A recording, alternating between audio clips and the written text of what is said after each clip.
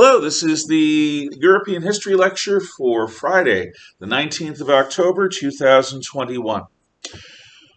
We start out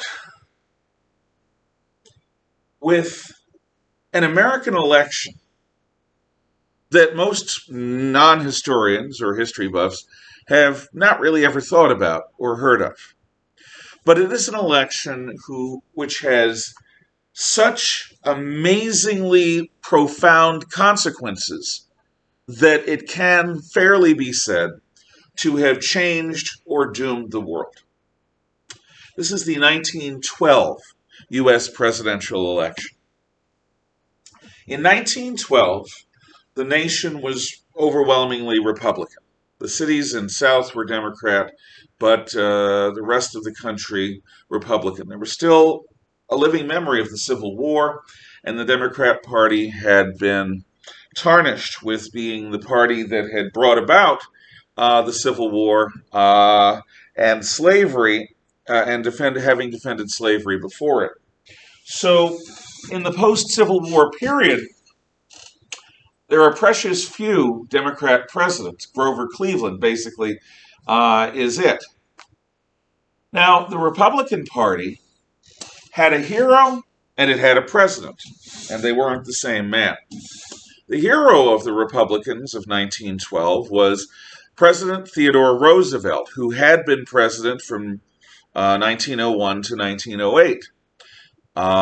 He had served 2 terms, plus part of President McKinley's term, who he succeeded when President McKinley had been assassinated by an anarchist. So, Theodore Roosevelt is a progressive Republican. He is somebody that many agree is a president that most Democrats and most Republicans can agree was a good president. He established the national park system. He did a lot of things. He set up labor laws that were favorable to the development of unions. He did a lot of things that people on the left like. He also maintained a very strong American foreign policy, which is something many Republicans like. I used to like him a lot more than I do because I've grown less tolerant towards progressivism myself.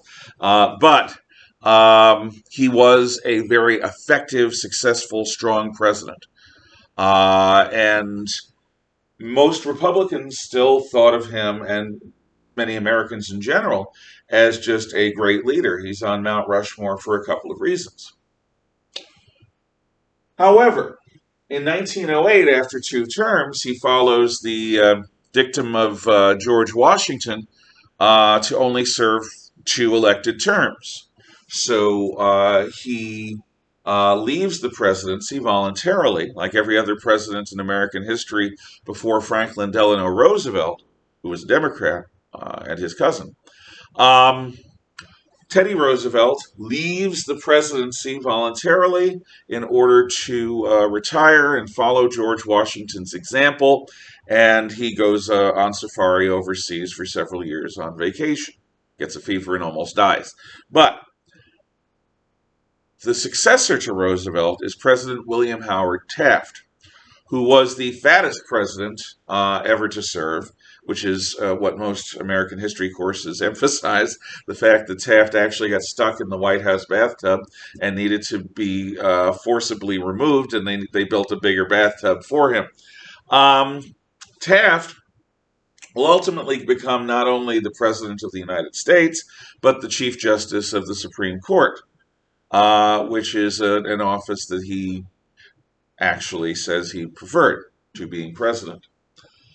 Well, in 1912, President Taft is up for re-election. But unlike Teddy Roosevelt, Taft was not a progressive. He seemed to be a progressive when Roosevelt chose him, but his policies towards labor was pro-business. His foreign policy was still strong, but he was not the kind of guy who practiced policies of government intervention for the common good, which is a basic principle of progressivism. So Teddy Roosevelt was unhappy with Taft. Now, the Democrats elected a college professor, a the former president of Princeton University, who had become governor of New Jersey, Woodrow Wilson. But the Democrats, again, were not a serious threat in recent memory. Not serious a threat. Boy, I said that badly. In any event, so Wilson is nominated. Nobody thinks much of it until Teddy Roosevelt breaks with Taft openly and runs against Taft for the presidency, for the Republican nomination for president in 1912. So this is actually before Wilson gets nominated, but Taft does not want to leave the office of president. He feels betrayed by his former mentor, Teddy Roosevelt. So Taft digs in his heels and says, no, I'm the president. You've had your time. It's my time now.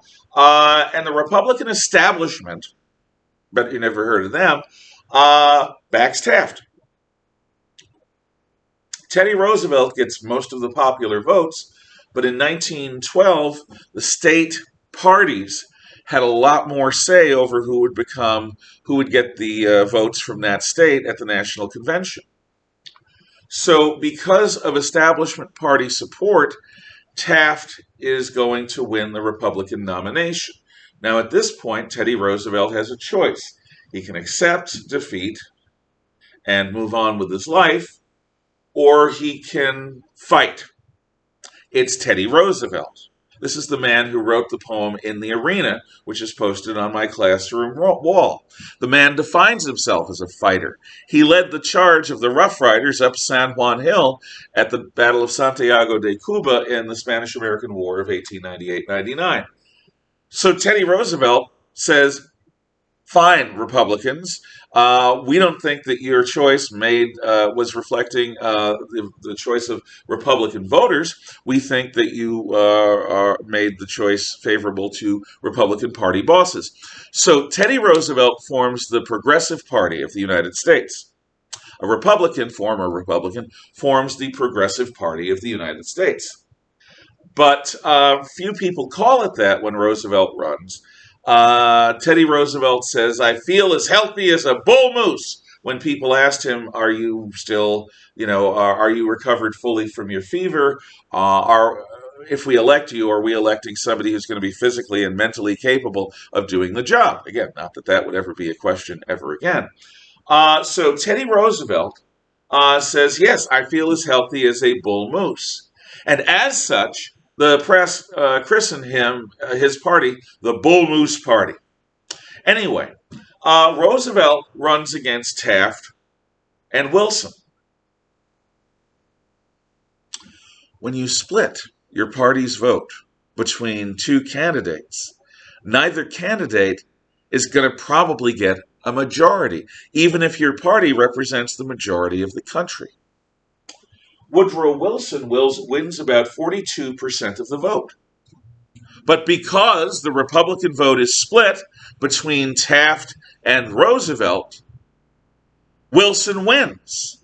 Teddy Roosevelt comes in second, William Howard Taft third. So now we have elected a president of the United States who won 42% of the vote, but our system says he got the most votes, he got the sufficient number of electoral votes, he wins. That's it. So now Woodrow Wilson, who again, full disclosure, is my least favorite president ever, bar none, is now president of the United States. And he takes Teddy Roosevelt's progressive policies from 4 years before and builds on them.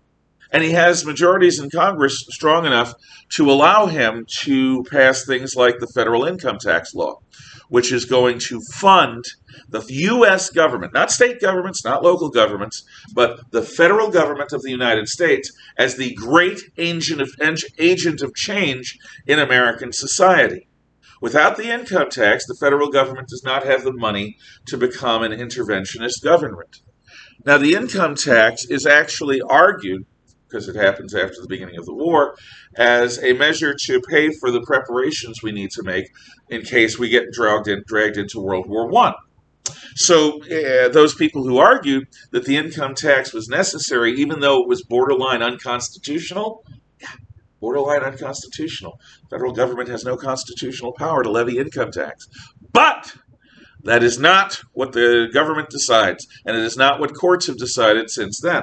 In order to pay for World War I, we get an income tax, and that income tax is going to infuse so much cash into the federal treasury that the federal government of the United States is going to involve itself more and more in countries overseas and in the lives of everyday Americans here at home. This is only one of many things that changed during Wilson's time. U.S. senators, which had been elected by state legislatures, because the House of Representatives was the people's house, elected every 2 years by Americans. But the U.S. Senate was to be the place where the states had their representation in our federal system. Federal government, state government, local government, and the people.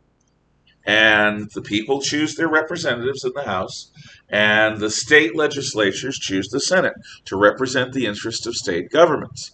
But in the name of progressive change, the Senate is now going to become also popularly elected. Wilson is behind a lot of that. Wilson's ultimately, and his progressives, going to be behind giving women the vote, although many Republicans are for it, and he is going to be behind what is ultimately going to be prohibition. But that takes years because it's constitutional. Constitutional change takes a long time. It's supposed to. So, Wilson wins with 42% of the vote, but he wins. That's in 1912. In 1913, he becomes president. In 1914, the war begins. Here's why it matters to European history. Here's why I can argue that this election doomed or changed the fate of the entire planet. And it's probably the first time an American election was so pivotal. Here's why. When the war begins, Teddy Roosevelt and Taft, but especially Teddy Roosevelt, begins agitating for the United States to get involved on the side of the Allies against the Kaiser. The Kaiser had made trouble for the United States during the Teddy Roosevelt administration. Teddy Roosevelt did not trust the Kaiser. He saw him as a potential enemy.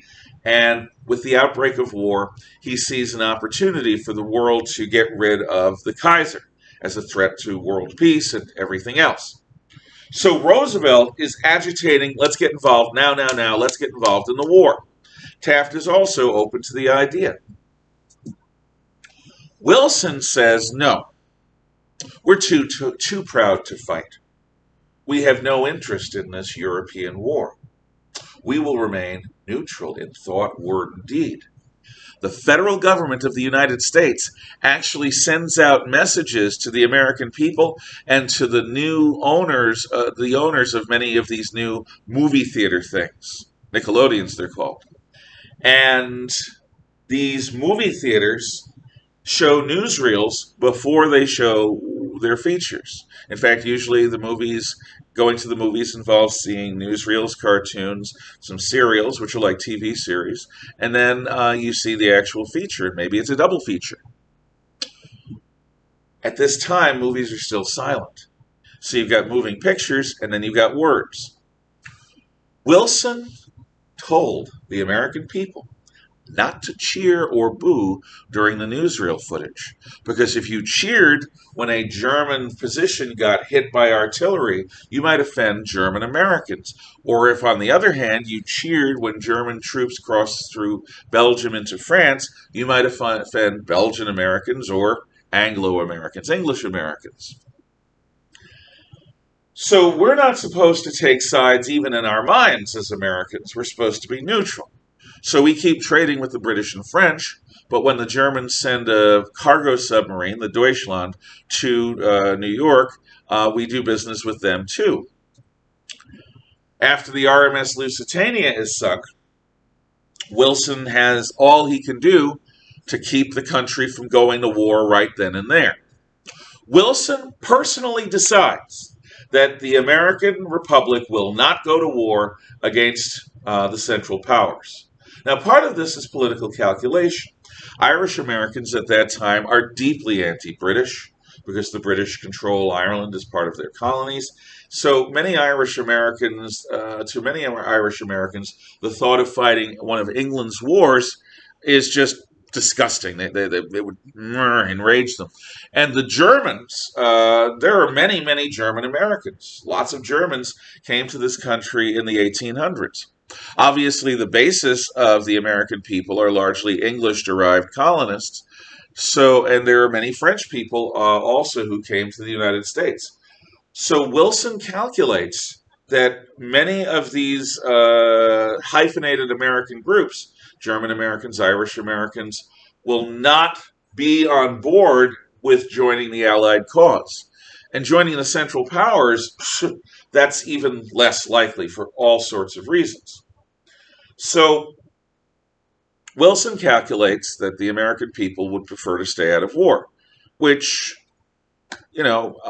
war is dangerous, and people die, and your people die, and maybe you will die, or a loved one will die. But it's Wilson also who believes in his own superior pacifism. And when he says we're too proud to fight, that's a window into his soul.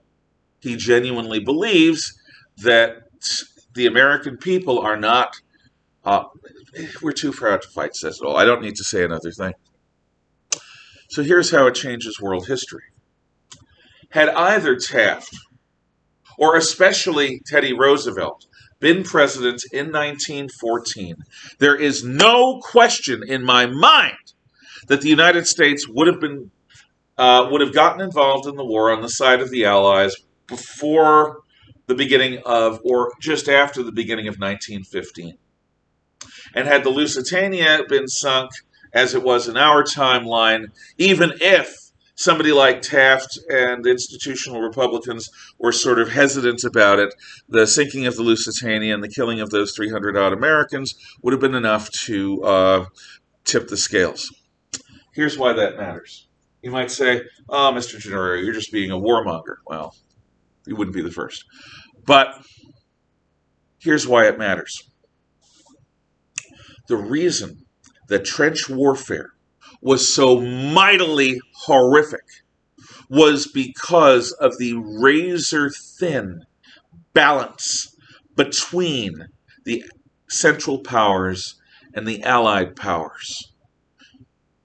The French and the British and the Germans were balanced on a razor's edge. And that balance of power didn't shift until the Russians left the war. And then the Americans enter the war. And Germany tries to exploit the only time when they're able to get a numerical advantage after 1914 in the St. Michael Offensive of 1918. And they actually push through. Had the Americans gotten involved and been there with a major army in the field by 1916, which would have happened had we gotten involved in 14 or 15, the war would have ended in 1916.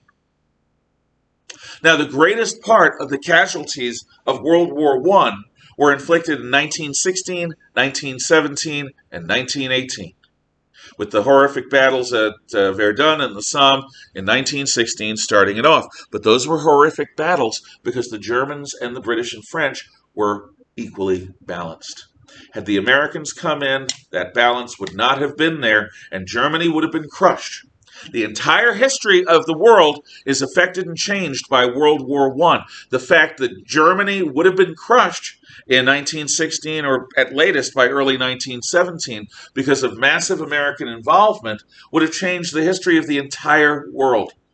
Many in that lost generation of dead and many in that lost generation who came back always changed from the war thereafter would not have died or been traumatized.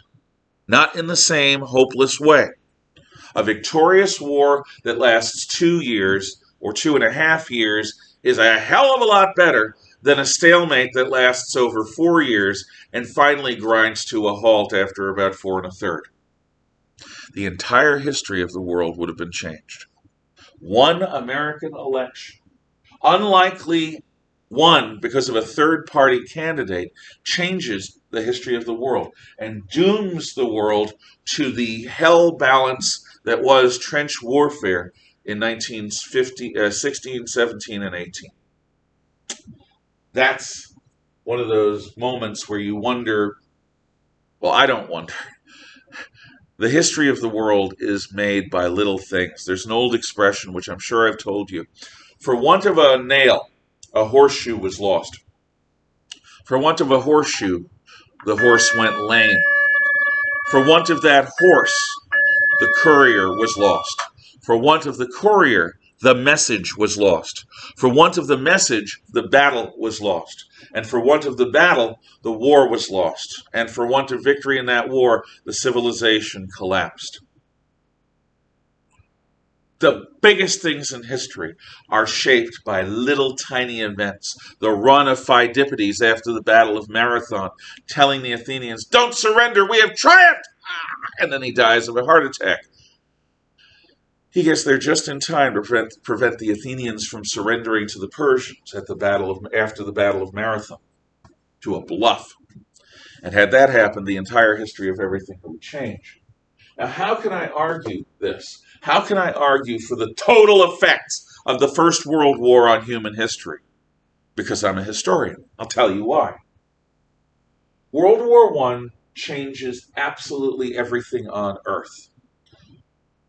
European civilization for this entire course has been in the ascendant, rising and increasing in power and sophistication, and the Industrial Revolution just puts that superiority in terms of technique and technology and resources into overdrive to the point where Europe effectively conquers the world before World War I. European civilization in general conquers the world just before World War I. That means that the European empires control the entire planet. In effect, there are a handful of countries that aren't, but China is under the dominion of many European countries, plus Japan and the US, even though it's titularly independent. Tibet is a place where nobody goes from the outside because it's isolated in the Himalayas. Ethiopia has a similar relationship in the Horn of Africa. Liberia is a former American slave colony. Former American slaves go back, so they're independent. Um, there's probably a fifth somewhere, but the truth is, Europeans of one kind or another dominate everywhere else on Earth and can influence all of those countries if they need to. So when European civilization engages in a bloodbath like World War I, because European civilization dominates the planet and has colonized the rest of the countries, European civilization's trauma is going to become the world's trauma. It's going to have effects on the wider world. Okay, let's look at Europe. Europe loses so many people that the vigorous manly man type with big chests, muscles, and big mustaches that went out and built the British Empire, the French Empire, the German Empire are killed off selectively by the war, many of them before they could breed. European economies that had the monetary wherewithal to invest in colonies are bankrupted by um, the war. So the European genotype, the European society, the European economy is ruined by this Western civilization civil war and its sanguinary destruction, its bloody destruction. So the ability or even the willingness of Europe to continue to invest in its colonies and, quote, carry the white man's burden, unquote, is going to be lost by World War I. Now, Europe will hold on to its colonies until after World War II, but it's more of a holding action. The same aggressiveness to transform the societies of the savage into civilized ways isn't there. And the resources to make those projects work isn't there.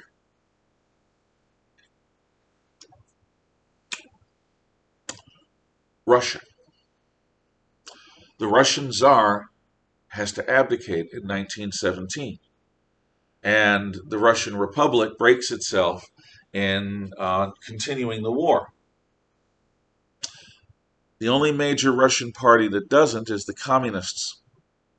And as such, the Communists are able to promise the people peace, bread, and land, and they take over, with the result being that the world has its first Marxist government in all history. And that Marxist government is going to fight tooth and nail to retain control of Russia in all of the chaos of the end of the Great War and the ongoing set of civil wars against them, waged by white Russian forces against the Reds, the communists. The fact that the communists prevail and that the Soviet Union is communist from 1917 until about 1993 is because it matters, because this Soviet Union is going to work against the other European empires to try to overthrow them. Especially after World War II, the Soviet Union is going to send advisors, guns, and other support to what they call national liberation movements in the Third World, with the goal of overthrowing Europe's empires in Africa and Asia and elsewhere, and instead creating new socialist republics. And they succeed in many ways. They certainly succeed in making holding on to empire much, much harder, but they also topple a number of colonial governments, and those governments become communist. Their greatest success, and the success of the local communists under Mao, is in China. And between them, Russia and China have spread all sorts of problems for Western civilization, because communism wants to overthrow Western civilization and replace it with its own utopia. So the entire success of global communism throughout the 20th century and into today is a result of World War I giving Vladimir Ilyich Lenin and his Bolsheviks power over one of the world's great nations. Third, as you will see, the war in the Middle East is going to involve encouraging the Arabs, with British help and French help, but mostly British help, to rise up and overthrow the Ottoman Turks that had taken sides with the Germans.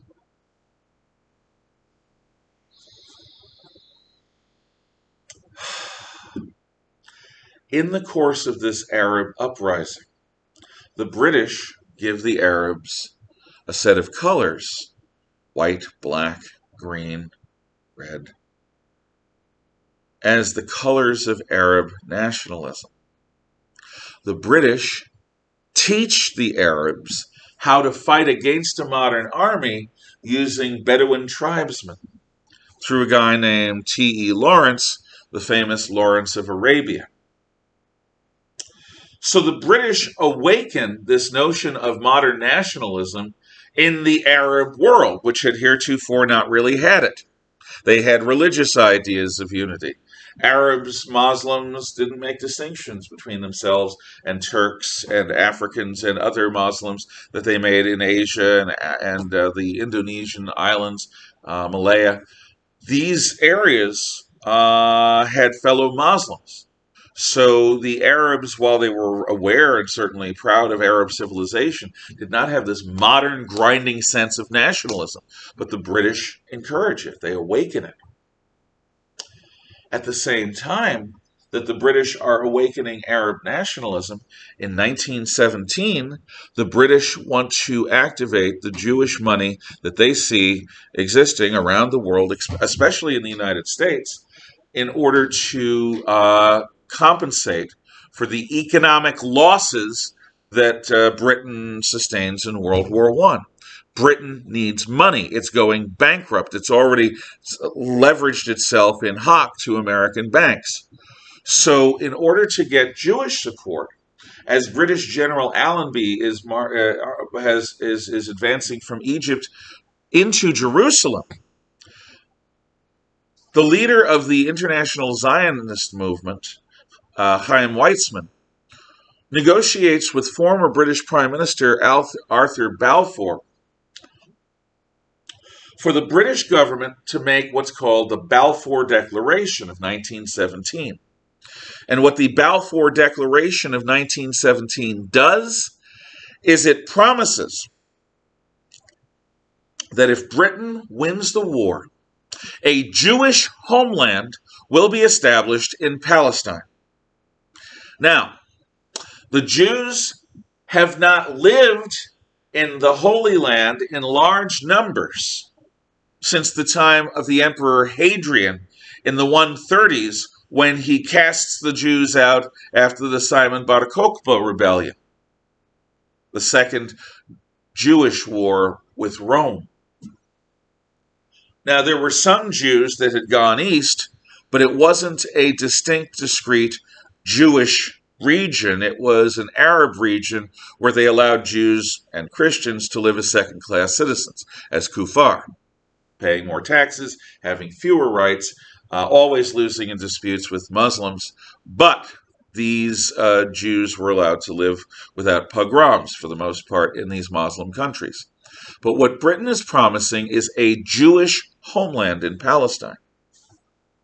Like dropping a rock into a still pond, this decision, which personally I agree with, provokes every problem in the modern Middle East, in that every problem in the modern Middle East has gotten involved in taking sides in the struggle between the Arabs and the Jews over whose homeland is Palestine, or whose homeland, more properly, I say, is Israel.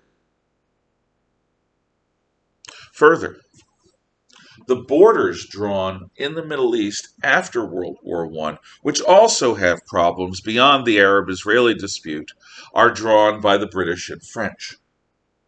So, the Arab-Israeli dispute affects the Middle East, which affects oil prices, which affects the global economy.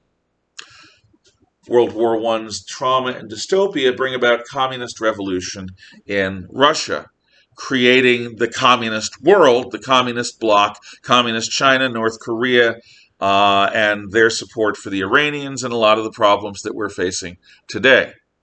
Also, the war on terror has its roots back in the Arab nationalism stoked by the British and in the decision to create a Jewish homeland in what had been an Arab region. And the anti-colonial activities of the socialists and communists undermine Europe's empires all over the world. The First World War is the turning point of modern history. Before that war, Europe was in the ascendant. After that war, Europe goes into station keeping or even decline, depending upon who you talk to or when you're talking about. It creates the modern Middle East and its problems for the world. It creates the communist problems for the world. It changes literally everything. The degree to which we are fundamentally different with our relative morality and our notions that multiculturalism is a good thing and that colonialism is bad and that Western civilization should feel guilty for itself, and all of this other stuff, which so many people in our society believe, not me, but so many people, comes from the horrors of the First World War. If the so-called most civilized people on Earth can't think of anything better to do than for almost 4.5 years to send their best most aggressive, most strong, and vigorous young men into a meat grinder in human wave attacks against machine guns over and over and over, then one rationally must question just how smart or civilized they really are, or whether Western civilization is just fundamentally overrated. Next week, I will talk about the other aspects of World War I. This was to talk about the World War and the 1912 election before it as a fulcrum of world history. Attached to this video are 8 film clips from the famous 1960s movie Lawrence of Arabia, which will give you a notion of what the war is like in Arabia with T.E. Lawrence. Thank you. See you next week. Remember, you folks have a chapter survey to complete, and if you haven't done it yet, you've got to complete your trench poetry worksheet and have that in on Monday as well. Those who are not online only, I expect your your trench poetry sheet to come in paper form. Online only students may turn it in via email. Thank you.